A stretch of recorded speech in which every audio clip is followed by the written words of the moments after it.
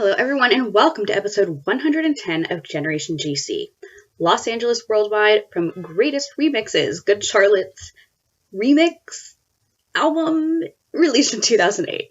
My name is Molly Hudelson, once again, and as always, I'm your host, as well as the producer, creator, and editor of this podcast.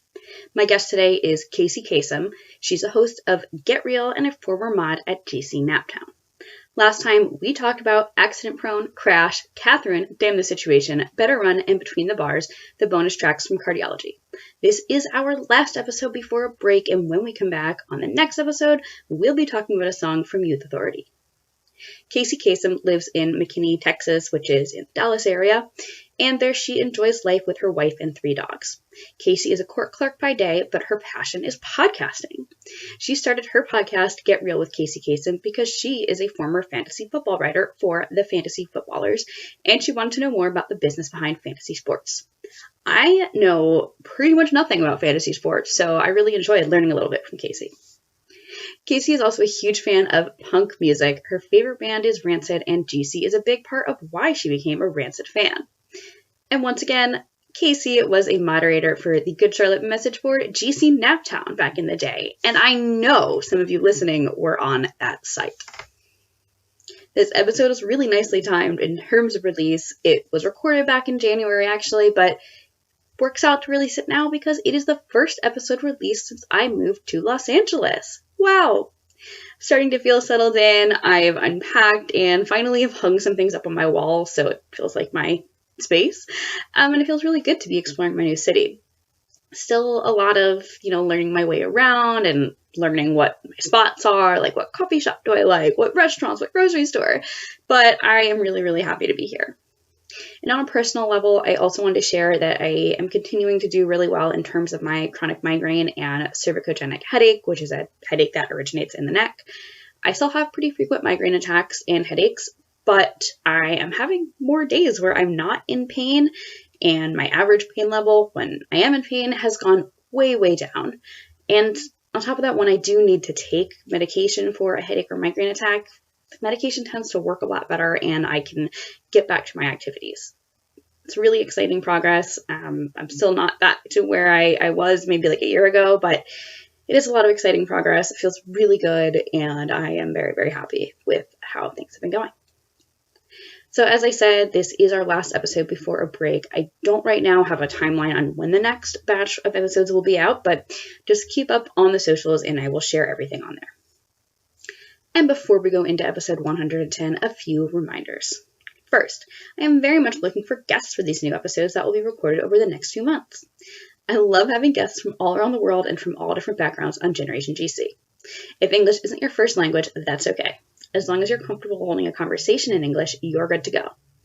And different backgrounds doesn't just mean location or ethnicity. It means ensuring a varied gender and sexuality representation, representing fans of different ages, and fans with your own unique life experiences of any sort.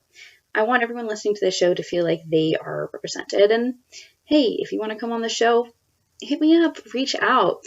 You can reach out over email at generation@gcpod@gmail.com or hit me up on the socials at generation@gcpod, POD on Facebook, Twitter, Instagram.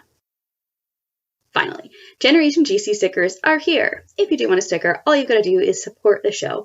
Go to podcasters.spotify.com/pod/show/Generation GC pod and click support. That money goes right back into making the show the best that it can be. It helps me print and ship stickers. It helps me pay for Dropbox storage. I'd like to have everything back up. It helps me pay for laptop risers, headphones, cables, notebooks to take notes, and it is so much appreciated. So support the show, send me a screenshot of your support as well as your mailing address, and I will send you stickers. You can send that over via email, generationgcpod@gmail.com, or socials, generation@gcpod, POD on Facebook, Twitter, Instagram. Thank you for tuning in, and now on to episode 110. So, Los Angeles Worldwide is track 1 on Greatest Remixes. Good Charlotte's 2008 Greatest Remix album, if you will. It is a album that remixes many of their greatest hits. That's the name really says it all. It's sort of a new song. It's like a follow-up to Waldorf Worldwide from the self-titled. It's like a riff off of that. I don't know, Kacey, do you think this qualifies as a new song, or is it like a remix, a play off of Waldorf Worldwide? Or does it count as a new song entirely? It's like, yeah, it walks that fine line. It's like a sequel, like a continuation. I guess their take on remixes. Let's remix a song. Let's take Waldorf Worldwide and kind of like interpolate that with what's going on at their current time. Yeah. So right. So the answer, it's like sort of. It's like you could go with it either way. Yeah. Track 2 on this album is Anxiety, which is like an actual new song. There's 2 other new songs on this album, Fight Song and War, which was not the same as the track called War on Youth Authority. Los Angeles Worldwide is also a remix by Junior Sanchez, stylized capital JNRSNCHZ, who executive produced the album alongside Josh Madden, the twins' older brother. Junior Sanchez is a record producer, DJ, artist, remixer, and record executive from New Jersey. He was raised in, and this is per Wikipedia, so I don't know if this is all totally accurate, but what I did get from Wikipedia kind of makes sense. Per Wikipedia, he was raised in the Iron Mounds neighborhood of Newark, New Jersey, which is like a very working class neighborhood of Newark, and has been in the music business since he was 17. So to me, reading that, like that alone shows me that there is likely some connection with Good Charlotte, right? Coming from like a working class background, but also being like near a really big metropolis, you know, for Junior Sanchez being near New York and for the Maddens being near DC. I think that's definitely the connection. And whenever Good Charlotte talk about, you know, the bands that they manage on MDDN, oftentimes they'll talk about, oh, well, you know, we talked to them about their background and where they come from. So I imagine there's some of that. They also feature, or I think it's just the twins. Like, I don't think it's the whole band. I'm not sure. But Good Charlotte is credited as featuring on Junior Sanchez's song Elevator. And I don't know if you got to watch the video, Kacey, but in that video is Paris Hilton. I didn't get to watch it, but, you know, you bring up Paris Hilton. Yeah, I was watching the OC the other night, and there was Paris Hilton, too. So she's everywhere. There we go. Yeah. I don't know if this might have been around the time she and Benji were dating. I don't know. I did not look that closely into the timeline.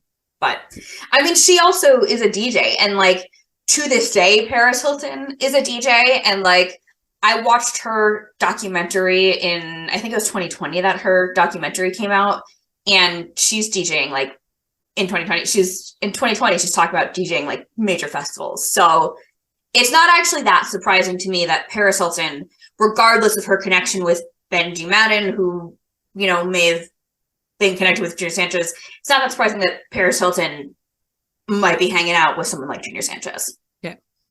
So, this was not a single. It has never been played live. Also, yeah, for anyone that has not heard me talk about Greatest Remixes, I don't like this album. I think we read my review when we talked about the song Anxiety, but that was a long time ago. Maybe we'll read my review later. I don't think I even quote any specific songs in that review. But maybe we'll pull it up just for fun. It's on Amazon. That will be fun. Well, Kacey, we do have a lot to talk about with Los Angeles Worldwide, and maybe you will convince me to think differently on this album. I don't know. Or maybe you'll feel the same as I do. I don't know. We haven't even gotten into that yet. But first, I want to help our guests get to know you. And the first question I like to ask is, when did you first hear Good Charlotte, and what were your first thoughts on them? I was thinking about this. I know I was in high school when I first found out about Good Charlotte. And I know that I'm not exactly sure how old I was, but I know that a lot of people in my school didn't know who Good Charlotte was. So I was kind of into them before everybody, which makes me sound like a complete tool, but a little bit, yeah. yeah. But we were watching some video. I don't know if it was like a drunk driving special where it's like, don't drink and drive. As teenagers, you should stay away. And Motivation Proclamation came on, and people were like, this is a pretty cool song in this silly video about, how they try to like push that on you and everything, which is good.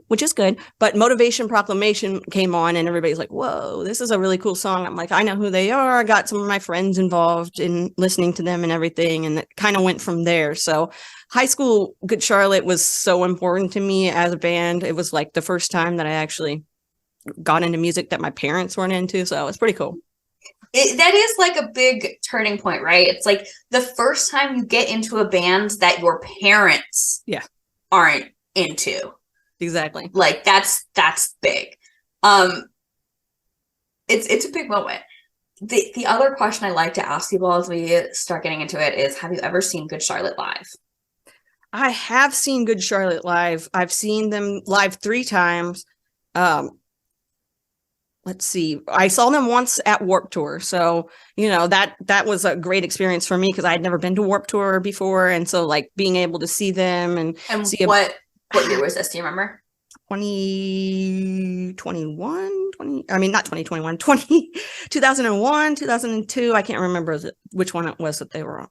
I mean, they were on so many, but it was, I know that it was. So like right before Young and the Hopeless came out. Yeah, right before that. I think I was, I could have been a senior in high school, but I just remember seeing them live with my sister was there with me. She was into Good Charlotte at the time as well. And, it was just a cool experience to be able to see all that and see all these different bands, but to actually get to see Good Charlotte when I was really into Good Charlotte. And then we've seen them, my wife and I have seen them twice in 2016, one at a Edge Fest festival that they had here that I won tickets to. And I was like, sweet, of course we're going to go because Good Charlotte's, there. And I know Paramore was there and a couple of other bands that we wanted to see.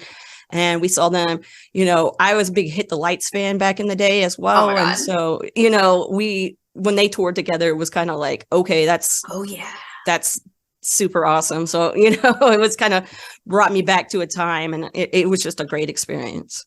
It's very cool. Well, I do understand that nowadays you tell me that Rancid is, the #1 for you. So I would love to hear, like, when did you discover Rancid and what makes them the #1? It was probably around the same time that I did get into Good Charlotte. I was, everybody likes to say Good Charlotte's not punk, and then you get these people that are elitists that want to like fight about genres of music and all that jazz. But I think Rancid's kind of a nice intro band into like punk rock because they are, punk, right?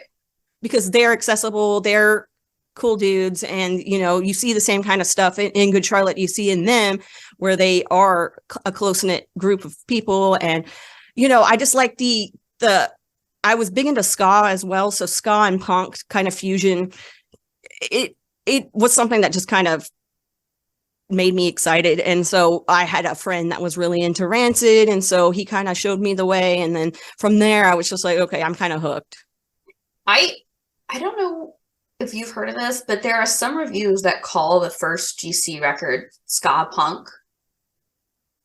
I mean, I don't know about that, but I don't know. I don't know. When I'm listening to ska, there's usually like horns and stuff in it. Right. And I mean, I know Rancid's not really, but like they push that line. They're right there on the cusp of both. So it's nice. I like music that kind of takes a bunch of different genres and mashes it up. So, right. Good Charlotte doing all the stuff that they do is kind of exciting. Yeah. So, I mean, a lot of Good Charlotte fans, myself included, know Rancid through Benji being in the Fall Back Down video. That's how I found out about Rancid. I bought, forgive me, but I can't remember the name of the album, but I bought that album. I bought that CD at Sam Goody, and it came with a t-shirt. Like you squished up, like folded. How do you do that? Real small and all wrinkled, but I was like, this is so cool, and I'm gonna wear this to school, and nobody's gonna make fun of me and tell me I'm a poser because I'm wearing a Rancid shirt, and they still call me a poser. Oh yes, yeah. Oh yes. But so that's an obvious one. Like any good Charlotte fan would probably know the song "Fall Back Down." What other Rancid songs do you think a good Charlotte fan should check out? Well, Ruby Soho is probably one that is one of those songs that a lot of people have heard, even if you don't know that you've heard it. It's just, it kind of broke them too, I guess, and kind of made them become quote unquote posers because it got mainstream success and everything. So I would say that my favorite Rancid song is Radio. And I think that it just has I don't know, it's just a feel good song. I just like it. It's good. And I think that everybody who is a good Charlotte fan, if they check that song out, maybe they'll be like, okay, this is a pretty awesome band. It's a nice, and the fact that Good Charlotte can help bridge that and get people into bands like that. I know that Rancid really loves the fact that like more people started listening to them because of Good Charlotte. Yeah. And so, yeah, I mean, the albums Out Come the Wolves and Let's Go. Okay. Yeah. Those are the two that I like listen to religiously. And so, those two albums I would say are definitely worth checking out, especially if you're a good Charlotte fan, just because of the connection and the time frame and everything kind of fits in. So definitely would do that. Amazing. Very cool. Well, Kacey, we connected back in, I think it was like November. We connected on Twitter after you had tweeted about GC Naptown, the Good Charlotte message board that you have been a moderator for. Yeah. I mean, for anyone that was not familiar, and for those of us who, were familiar, but, obviously it's been a minute, tell us about GC Naptown and, how did you come to be a part of moderating that site? Yeah, for sure. So Good Charlotte, when you're a high schooler, you and the internet's new and everything else is, I kind of found myself drawn to this message board. I don't know how exactly I did, but connecting with so many people on there that like the same stuff that I did. There's like a big internet community around. It was exactly. And to have all those people have my back through like hard times in my life and things like that. It's just crazy to even think that these strangers on the internet actually turned into my friends and all of that. Cool. So, I was a big part of that site for a while. I was always posting over there, and they had announced that they were looking for new moderators, and I kind of just threw my name into the hat and hoped that they'd select me, and they did, and that was super awesome. And so I was quote unquote moderator, but I was more just making sure everybody was, had the right size, image in their signature blocks and all this stuff, right? But it was also a whole lot of fun. And like I've had people from like my friend Emma, she lives in England, but she stayed with me via, knowing her through GC Naptown. Cool. So it's like I've got so many people that I still talk to from over there, and just having that community was great. And even when I started listening to other music, and I had a weird Ashley Simpson phase for a minute. Like I was known over there as that girl. So like, but it was just cool that you could talk to a bunch of people, and the moderating part of it was just made me feel like even more included in a group. It was just a really awesome experience to be a part of. That's cool. And I love that it was something that allowed you to kind of build a community, even as your interests branched off. And I mean, how long ago did that site die? I mean, years ago. It was, they tried to bring it back. I don't know how that went because I didn't actually go back. I don't know. It was a time in my life when it was like, when you're in your early 20s and stuff, you have all the time and all the, you're not out doing crazy stuff. Right. And so it was a while back that it actually dissipated, but I don't know. Sometimes I'll go back to like the Wayback Machine and just kind of like reminisce about better times and all that fun stuff. But yeah, it's been a while. Wow. Well, before we go into our deep dive on Los Angeles Worldwide, there's one more thing I want to ask you about, which is Get Real. This is your podcast about the fantasy sports industry. So I will be honest, I haven't gotten to like listen to it. I know nothing about fantasy sports, like other than it's like you're kind of sort of making a dream team based on, okay, this person has done really well, and this person from this other team has done really well. I mean, tell me about this passion of yours, and give me like an overview of the podcast. Yeah, for sure. So I became passionate. I've always been a football fan. I grew up in the Dallas area, Dallas Cowboys fan, and my friend had asked me to join his fantasy league before I even knew what fantasy football really was, and I kind of got hooked instantly. And so being a part of Twitter now, that community, the fantasy football community is huge over there as well. So it's kind of like looking back at GC Naptown and seeing the same kind of stuff happening with the fantasy football community and the fantasy sports community in general. And I was just involved in Twitter, that Twitter sphere of fantasy players. And then somebody had asked me if I wanted to actually write. I'd never written content before, so I was like, okay, cool. And then from there, so what does that mean to like write content for fantasy sports? Yeah, so with that, see, I always act like people know, and I forget that not everybody knows. Yeah, with writing content. So basically, what I didn't know what it was either. Like, what do you want me to write about? So basically, I was writing articles to help people out with what kind of players do you want on your fantasy football team that maybe you can get. Because you draft these players that maybe you can get later. So like you're not paying a huge premium to get a guy, but he's going to actually end up being super awesome. So like I would write about that.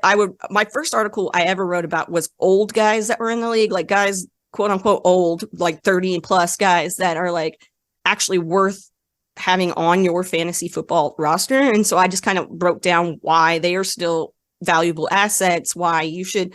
And so it was a lot of like, there was a learning curve for me because I can talk about fantasy football all day long, but when it comes to actually like putting the words down and trying to help people, you're giving advice to people. You're trying to help guide them. You're not giving them, you should draft these people, but you're giving them a look at why you think these players are good or why you think these players are not going to be good for your roster. And a lot of people go into like, it's like learning how to package the information in a way to make sense. It's like, exactly. What is the point of this article? Like, is it informative? Is it persuasive? Is it instructional? Yeah. And yeah, exactly. And you have to look at what the audience is that you're writing for, because a lot of people play like these higher up leagues that are crazy that my brain doesn't even know how to comprehend. And so I want to be able to give out advice that even somebody that's a casual fan or somebody that has never played fantasy football before, because people get like really into it and, spend so much time like researching and like, but also people literally just will like not even roll the dice, just kind of go, you know? Yeah. Oh yeah. And you know, and at the end of the day, like you're putting out this content, anything can happen in fantasy football. So like, I think one of the biggest things is people being worried that whatever content they're putting out is going to be bad or not right. And it's like, it's basically opinions anyway, of people saying this is why. So the podcast came around because I was tired of writing and I really do like talking to people. So I wanted to put out content for people who were interested in getting involved in the fantasy space, like putting out content, putting out either videos or podcasts or articles, so on and so forth, and kind of get the backstory of people that are in the industry. So, and also to help me out too, because I don't know what I'm doing. Cool. It sounds like a lot of fun. It is, yes. Very cool. Well, let's get into Los Angeles Worldwide. Yeah. So I mean, I'm so happy to have you on the show, and I was so happy that you mentioned a song. I mean, you had suggested a few, but I think you were the first person that's ever mentioned Los Angeles Worldwide. So I was like, well, let's talk about this one. Why did you mention Los Angeles Worldwide? Well, like you said, a lot of the song you had told me earlier, a lot of the songs have already been done. And my Good Charlotte fandom was an earlier Good Charlotte fandom. I'm still a fan of Good Charlotte, but not like I was. So I was like, well, what song have I listened to enough that I also kind of is nostalgic. Nostalgia is big with me. And I know, that song, just having that connection to Waldorf Worldwide and just being kind of a fun song, I liked it enough that I was like, yeah, because I was a big Cobra Starship fan too, and it kind of gives me that kind of vibe of the dance punk, pop, fun kind of lifestyle and having fun. It's like extremely 2008. Oh yeah, 2008 to a T, perfect. Like a purple American Apparel hoodie, oh my which gosh. Again, Cobra Starship. Yeah, Cobra Star. I mean, hello, I own like 3 of those. So yeah, yeah.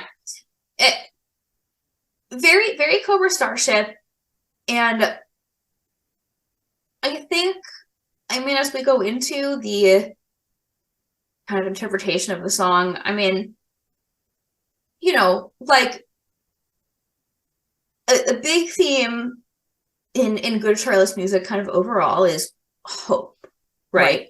Mm-hmm. Hope and optimism, and like, yes, like we've been through shit, but like, dude, we're gonna keep on keeping on. And you know, this song is like, we fucking did it. Yeah, we kept on keeping on, and now we kept on keeping on, right? It's like, by this point, the twins have both been living in Los Angeles for a few years, right? Like, you know, Waldorfworldwide, that to me, that's been like my kind of go-to, like, I need a pick-me-up song lately, just because, I mean, it's just like it's like almost at point, Waldorfworldwide is like painfully optimistic, honestly. Right.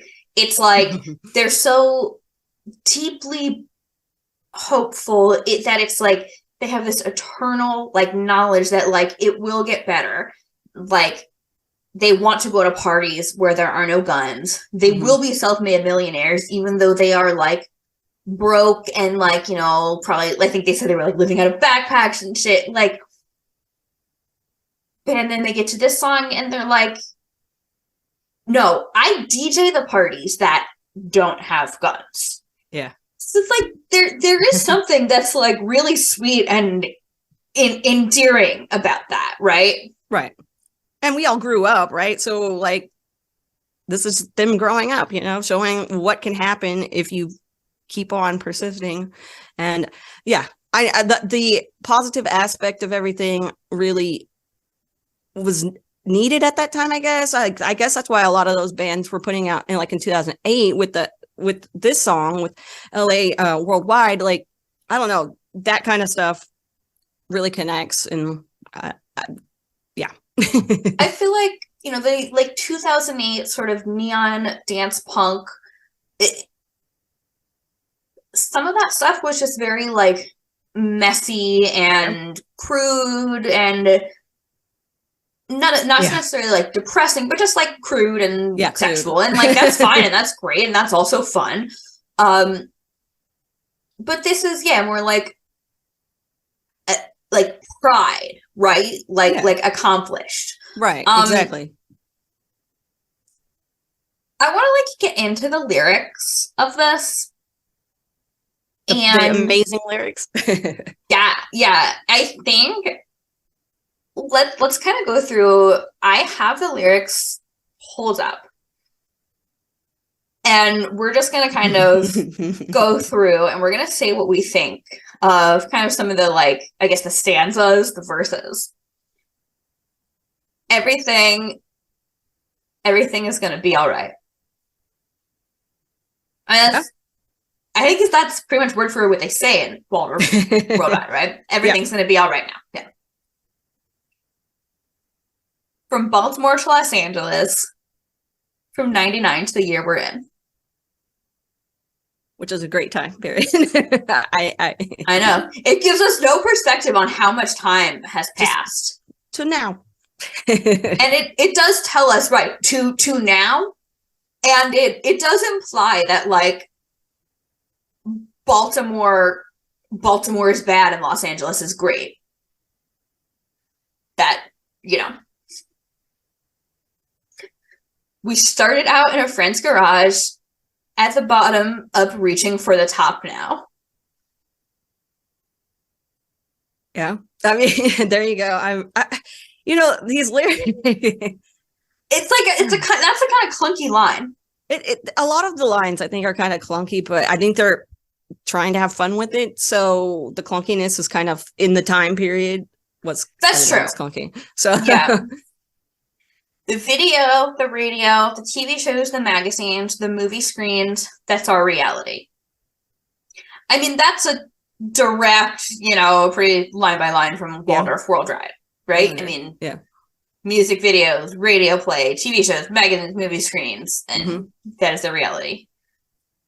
Everything's going to be all right now. Get down, stay up all night now. Everything's going to be all right now. Everybody say it one more time. Then you just want to start singing. Waldorf. Listen up, because it ain't about the money. I live on the West Coast in a city that's sunny. I got a big house where my family lives. I'm out of town playing shows every other weekend. That's cute. It's cute. Yeah, it's a cute song. I think that.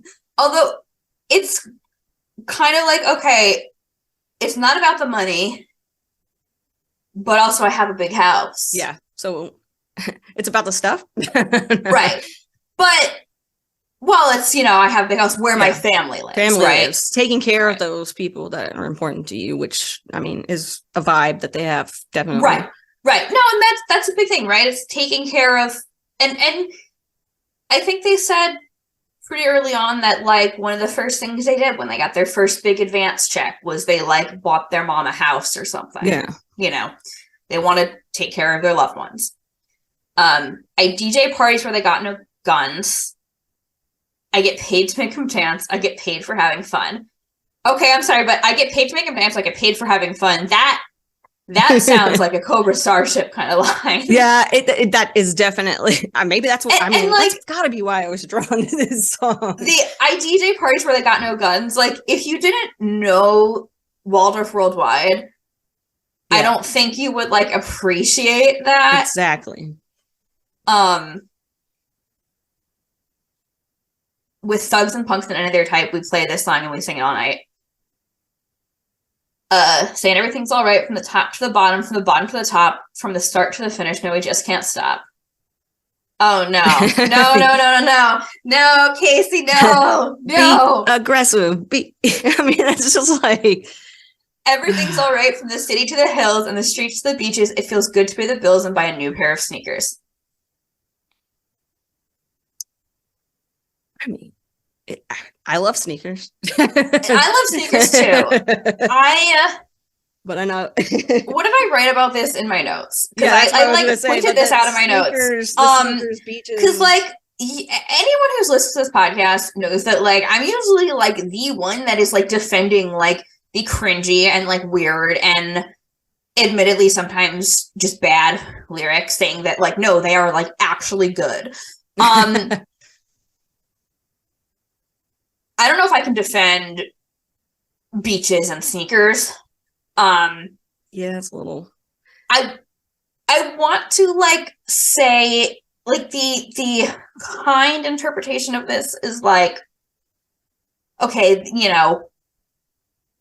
maybe it was really symbolic for them to like be able to just like buy new sneakers, because maybe like sneakers were something they just like really specifically like never could afford growing up, and they like always had like falling apart old shoes, and it was a really big deal when finally they made money and they could just buy new shoes all the time. I don't know.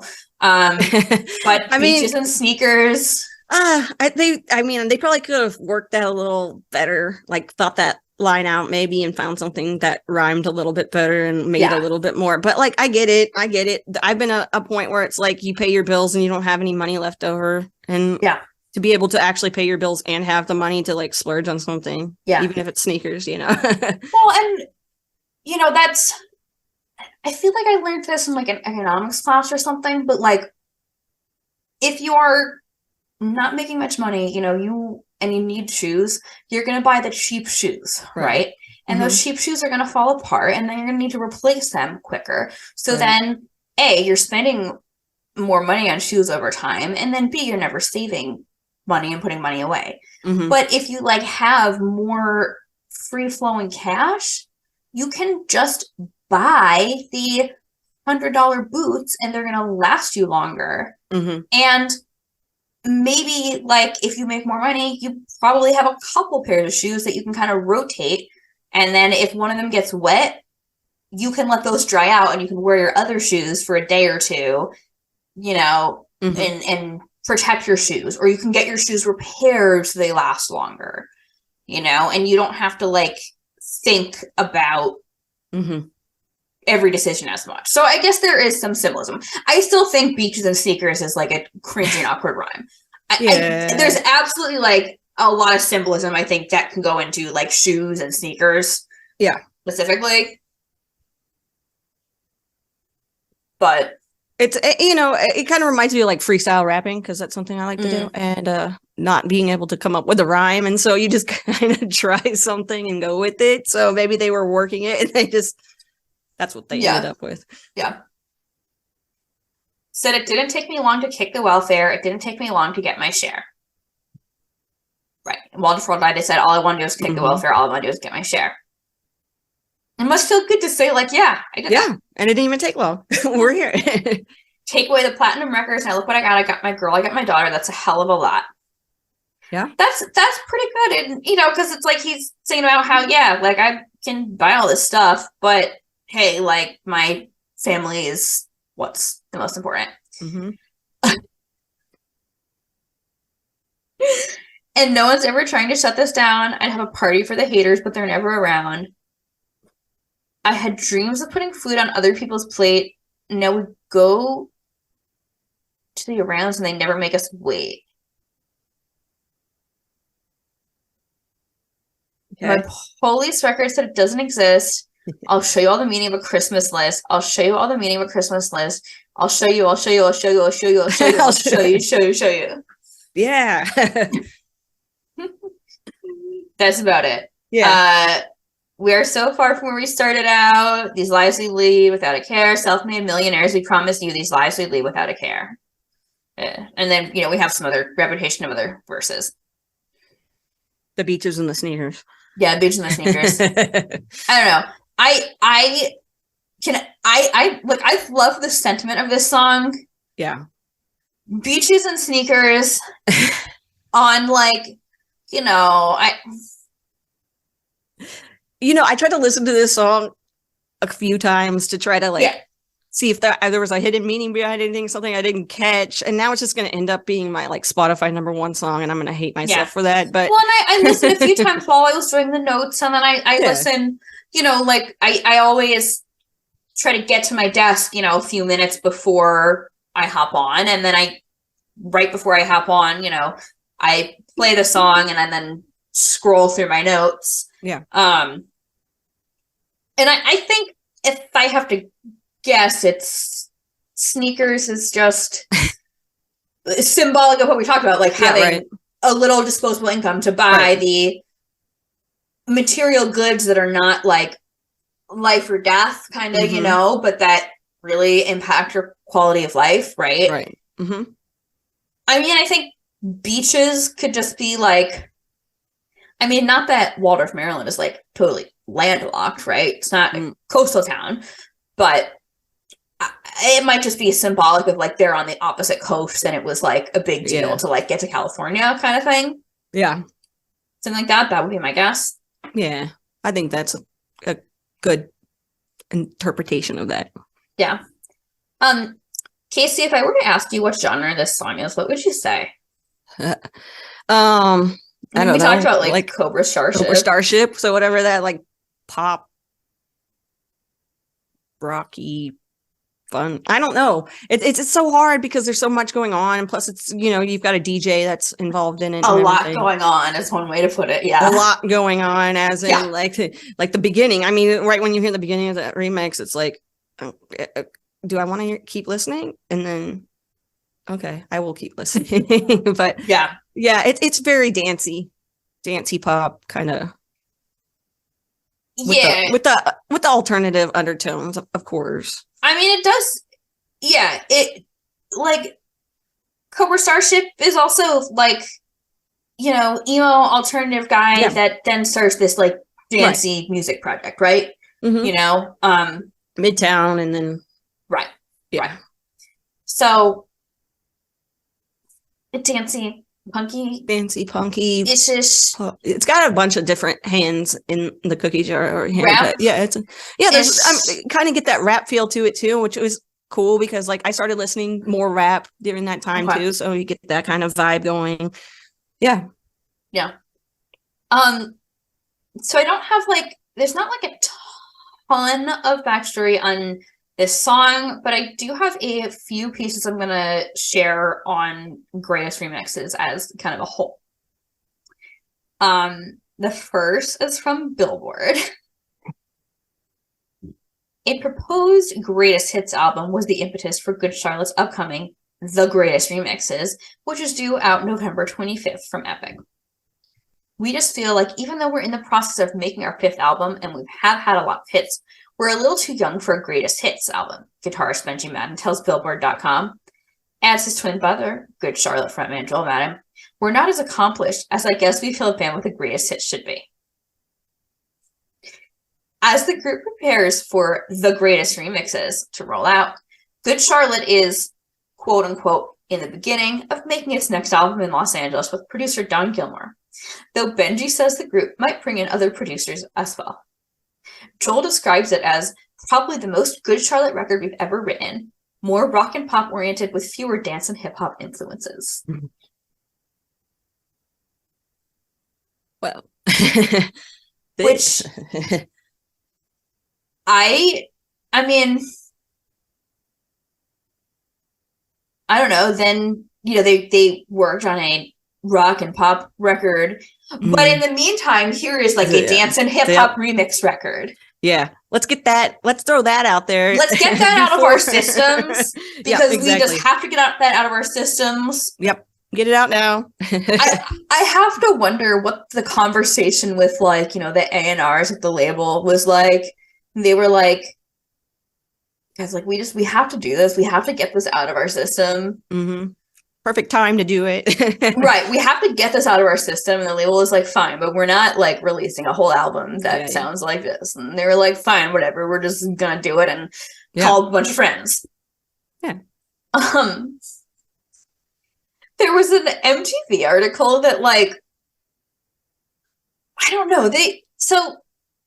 In the lead up to Cardiology, the like Blink-182 comparison was kind of made a few times because Blink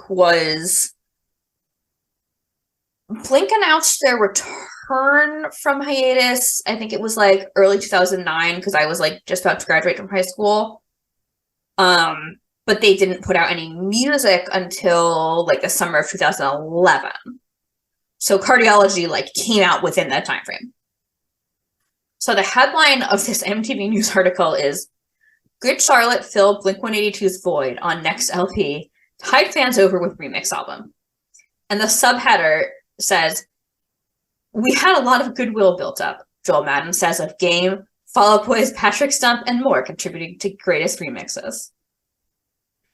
There's nothing dancey on the record, though, at all, which is different from our last one, he said.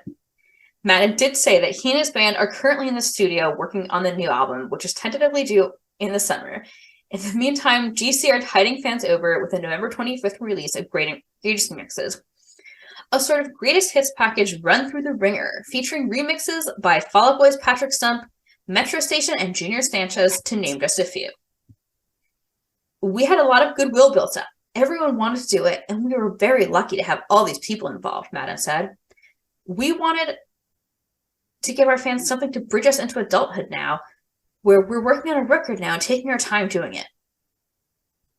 So again, they're talking about how like, so the next record is going to be like not dancey. But they don't like, I couldn't find anything where they like really explained this other than like, they felt like doing it and they had a bunch of friends they called up, essentially. Yeah. Basically. They wanted to have fun, so they were like, let's get our friends involved and just kind of put out a passion project and... Yeah. Kacey, do you have any memories or stories that you want to share about Los Angeles Worldwide? memories and stuff. I just know that, I mean, honestly, my wife listens to a lot of Good Charlotte. I don't think she's ever even listened to this song before. So if I played it for her, she'd be like, WTF is this? We should get her live reaction. Oh my gosh, maybe I will. I might record it later and post it. No.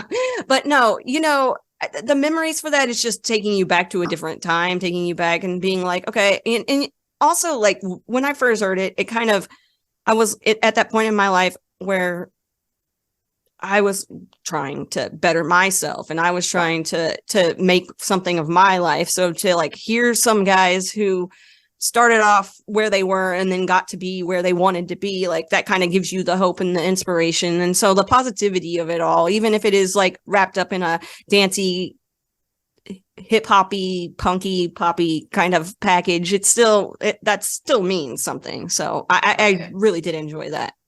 Right. Yeah, it's something. It's something, So like, yeah, the positive, and it, like, just bringing you back to 2008. I mean, geez, like you brought up the purple hoodies and everything. It's just like, yeah. I don't know why that I'm so nostalgic for that time, but it happens. I just remember getting this CD. I want to say for Hanukkah, and listening to it like all the way through one time and going, I hate this. And yeah. To this day, I've maybe listened to it the whole way through like one more time. Yeah, Los Angeles Worldwide is this song I've like put on and spin it again. And Anxiety. Yeah. I love that song. Something I'd like to touch on, and I'm curious what your thoughts are, but any other Good Charlotte songs that have kind of like similar themes? I mean, Waldorf Worldwide being kind of the obvious one. Yeah, that's kind of the obvious one. I don't know, because I was thinking about it and I was trying to like rack my brain for something, but I wasn't finding anything that was like a big, as Waldorf Worldwide obviously is like the key component there. But you could probably see that a lot of influences from other songs, just like simple, like, positive and all that stuff. But I couldn't find anything that was like super direct. It was. I wouldn't say there was anything like super direct. I mean, California came to mind for me just as another song that directly references California. Yeah. Motivation Proclamation just being another song about hope. Yeah. Sure. I mean, I Just Want to Live is another song about fame and success, but kind of the darker side of it, if you will. Right. So they're kind of showing different, like, it is cool to be able to see the different time periods and how the songs reflect what's going on at that time. And they're different journeys that they've taken. Yeah. Well, let's get into some responses to this song. There really was not much in the way of critical response to this album, and I understand why. I did find a review from Reflections of Darkness. They gave it a 6.5 out of 10. They rated the music 6 and the sound 7, which honestly, like, Good Charlotte as a whole has never been like a critic's band. Right. In more recent years, like in the 2 albums they've released post hiatus, they have gotten a more favorable response from critics. My hypothesis is that, the people who grew up listening to Good Charlotte, by the time, the 2 kind of post-hiatus albums came out, are starting to become the ones reviewing them, right? So that's kind of, inspiring this, like, cultural shift to more reviewers like Good Charlotte. This is, still pre all of that. Also, this whole album, like, I don't know. So I honestly think in general, a 6.5 out of 10 is like pretty generous for this release. Also, just in general, like these kind of like remixy hits albums, like don't tend to generally be that well received. No, they don't. The dream of being famous and a bit rich should become reality for the 2 brothers, Benji and Joel Madden. In 1996, with 16, they founded their band, later named after a fairy tale.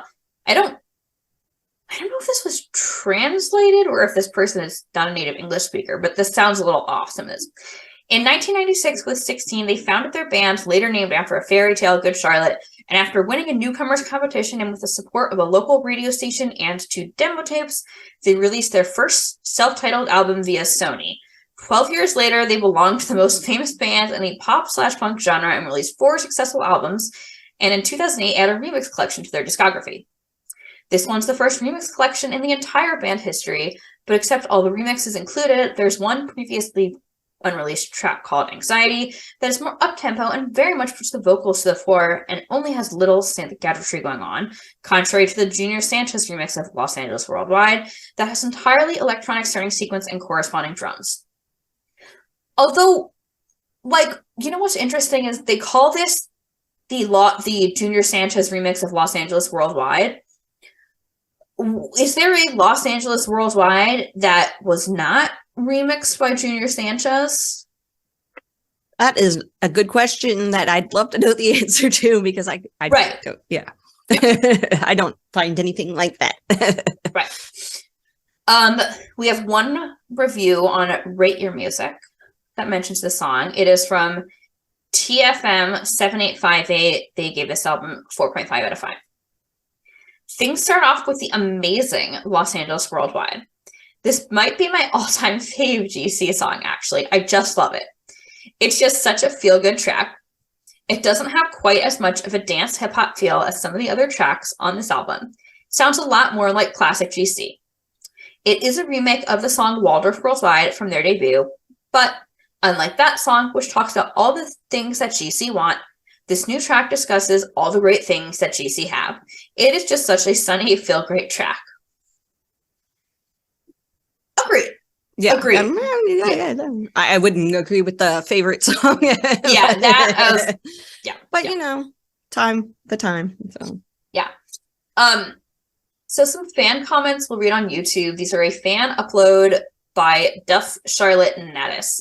And these comments, there were a few negative ones, but overall they were overwhelmingly positive.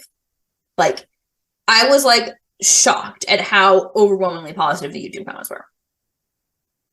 Disaster XXXXX3 said, I love how everything in this song is the opposite of Waldorf Worldwide. They've made it so far. I'm happy for them. Less than 3. They turned their lives around and they know how lucky they are. Ugh, I love them. Less than 3. Crazy X Kiddo 9 said, I am freaking addicted to this song. Everything is going to be all right. Smiley face. 2008. JM4 LAJF said, I've talked to someone who's heard their new album. He said, every track is amazing and that sounds like Blink's early stuff. So no more complaining, people. They are, always have been, and always will be awesome. Less than 3. Oh my God, this next comment like literally sounds like something I would have written. And I definitely wrote things just like this. This wasn't me because I never had a screen name like this, but I definitely wrote very similar comments to this on other, videos and blog and stuff. TTUGCEEE said, I don't care what the haters say. If you're a real GC fan, you don't care if they try something new. I will love them whatever they do, and I think it's a good thing that they try new stuff. I've always loved GC, and I will love them forever because they're the best band ever. Yeah. Yeah. Yeah. TIHS Zeros said the original version was 1,000 times better. Alyssa FGT said, this song is just proof they're sellouts. I used to love this band to death. Ever since GMR, just no. Okay. Over the Hills and Far Away 7411 said, sellouts. Sellouts. Oh my gosh, such sellouts. Yeah. There were no comments on songmeanings.com, which was pretty disappointing because I don't know if you remember songmeanings.com, but that website is so good. And like, I felt like the comments section for this song would have been so good. And I was hoping people would like be, argumentative, and I would just have such a fun journey reading the comments, but there were none. There were none. Amazon, there was only one review that mentioned this song. It was from Susan Bonello. She gave it a 5 out of 5 and said, I think it's great, especially Los Angeles Worldwide, because it's a continuant of Waldorf Worldwide. And that's I think that's why so many people liked it. Yeah. In those comments is because it was a continuation. I guess that's true, because they're, coming off of Good Morning Revival, like that album is like all about, their life in Hollywood and stuff, and that could feel like really detached from where they came from, and then you have this song that pretty clearly references where they came from, right? Even though it sounds very different. So, well, Kacey, how has Los Angeles Worldwide held up for you over time? Well, like all of the music from that era, and that it didn't really hold up then. Honestly, it's a, like you said, remix. Sometimes the remix kind of just feels like a throwaway. I mean, not to say that this is a throwaway, but like I don't think it's held up because like the sound isn't even popular anymore. That was going on in that. So, but if you want to take a nice look back, then it definitely like, oh yeah, that song in a nutshell right there. So it's good for the looking back, but I don't think it's held up very well. Right. I agree with you on the sound, just not holding up. Yeah, the sound. I think, and to be honest, like I say shit like this all the time, but like I don't think this needed to be a whole album.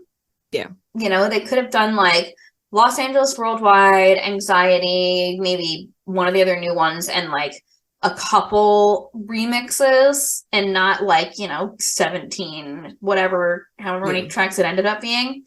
And it wouldn't have kind of lost people with like just how much there was on there. Made it like a little EP, kind of short little thing. And the whole thing might have almost held up better. The like meaning of this song has held up for me, right? Yeah. Like the pride, right? That's what I was talking about before. Like the pride in the achievement of doing what they set out to do, right? Not just like, hey, look what we've done, but like we did what we told you we were gonna do. We told people hated on us, and we did it. Yeah. But the clunkiness of some of the rhymes, beaches and sneakers, and just the cadence of some of it. I mean, it just, there's, they don't sound like deft rappers that are really good at putting together rhymes, if you will. Yeah, and they kind of like squeeze a little bit in and try to. And look, I know that, the Maddens love hip hop, right? However, I don't think this song puts their rhyming skills like on display in the best way. Like their lyrical like poeticism on display in the best way. Right. If they were, starting from scratch, if you will, versus, kind of trying to make an updated version of Waldorf Worldwide and starting from scratch and saying the things they do in this song, yeah, maybe something more sort of clever would have come out of it. Who knows? Who knows? Really? I mean, but I do like that you touched on the lyrics being, like the fact that like the idea is still something that holds up about, because I mean, you can listen to that song now and maybe the sound doesn't really hit you, but to see somebody's journey and to see how that they were able to do that, like that's just very inspiring. So that is super rad. Yeah. It's the journey, right? And that is something that I think holds up about Good Charlotte overall. It's like they said they were going to be famous, and then they were. Right. So I think that's cool. Kacey, as we wrap up, I'd love to check in and just see, what has Good Charlotte meant to you over the years, and how has that changed? Well, Good Charlotte, like I had told you earlier, they were the first band or one of the first bands that I got into that my parents weren't into. So that right there is just like something that's helped shape my musical taste and how I go about listening to music, and just knowing how I felt when I found them, and then how I felt with those first 2 albums, and how, all of that. And it just it puts me in such a great mood to even think about that time in my life, because the music was so important. And as I got older, my love for Good Charlotte, I wouldn't say has dissipated or anything. I still love them and will listen to them. But as I got older, I kind of started branching off into other music. And so now I have a lot of bands that are sentimental to me. And, obviously Good Charlotte is one of those that started a lot of things for me, with the Rancid and everything else just coming out of that whole time period. And so and the fact that like my wife and I both enjoy Good Charlotte, and she'll go to concerts with me and all of that, cool. It is nice to have somebody in your life that like the same kind of music you do. She doesn't like all the music I listen to, but she can listen to Taylor Swift while I go listen to Rancid, and then we can meet up and listen to Good Charlotte. So like, It's a nice, and so I would say that has been important. Like my friends will even say, like, I have a friend, Marissa, who's always like, sorry, I'm not playing Good Charlotte radio or whatever, like just to make fun of me, because that's what we listen to when everybody's around. It's common ground. So they are very important to me still. And just to look back at that time and GC Naptown and everything, and talking about it with you, I mean, it's been such a great journey, and I will continue to listen to them and have all those great memories. I love that. And I do like what you said about how, you and your wife, for example, have Good Charlotte in common, but you don't have necessarily the exact same taste in music. I don't have like a partner right now, but I have thought about it, and I almost feel like that is, it's kind of ideal, because I think if you had the exact same taste in music as a partner, it's like you don't get to share anything new. Yeah. Right. 100%. But it's so nice to have some things that you can share, that you can connect about. Mm-hmm. Kacey, do you have any last words about Los Angeles Worldwide, about Good Charlotte, or about yourself? Not really. We look forward to the time that we can see Good Charlotte again together, and everything, and sitting down maybe for more than standing, because getting up there in age, but yeah, definitely something that we both look forward to, and being able to experience that together, and then everybody else, can have fun with it too. Amazing. Well, Kacey, so I have a Generation GC and Friends Spotify playlist. So I will add Los Angeles Worldwide. I'll add some of those Rancid songs we talked about before. Mm-hmm. But I would love to just hear a recommendation from you of anything you're listening to lately, besides Good Charlotte and Rancid, I guess, that you would like us to add to the playlist. Can be anything as long as it's on Spotify. Okay, cool. There's a band that I like called the Sewer Rats. They're a kind of a surfy punk band. They have a song called I'm Quitting My Job, which is fun. Like, it's just fun, and it kind of gives me the Good Charlotte vibes of like camaraderie and being like these young people that are trying to do something with their life. So cool. Definitely that would be something to check out. Cool. Awesome. I will add that. Kacey, if people want to keep up with you and get real, I mean, what's the best way to find out about everything you're doing? Yeah, for sure. First off, I want to say thank you for letting me come on here and talk about this. Thank you. It's great to talk about something that's not, fantasy football. You guys can all find me on Twitter. You guys can find me at the Kacey Kasem on Twitter, and my podcast is called Get Real with Kacey Kasem, which can be found on most streaming platforms. So it's also on Twitter at getreal_pod. So that's where all the stuff's found. Amazing. Kacey, thank you so much for coming. Thank you. Show. Listeners, thank you so much for tuning in. Last time we talked about Accident Prone, Crash, Catherine, Dan the Situation, Better Run, and Between the Bars, aka all 5 bonus tracks from Cardiology. This is our last episode before a break, and when we come back, On our next episode, we'll be talking about a song from Youth Authority. My name is Molly Hudelson, once again, and as always, I'm your host, as well as the producer, creator, and editor of this podcast. Thank you so much for tuning in. Please make sure to follow Generation GC at Generation GC Pod, POD, on Facebook, Twitter, and Instagram. You can also follow me, Molly, at M Hudelson, MHUDELSON, on Twitter and Instagram.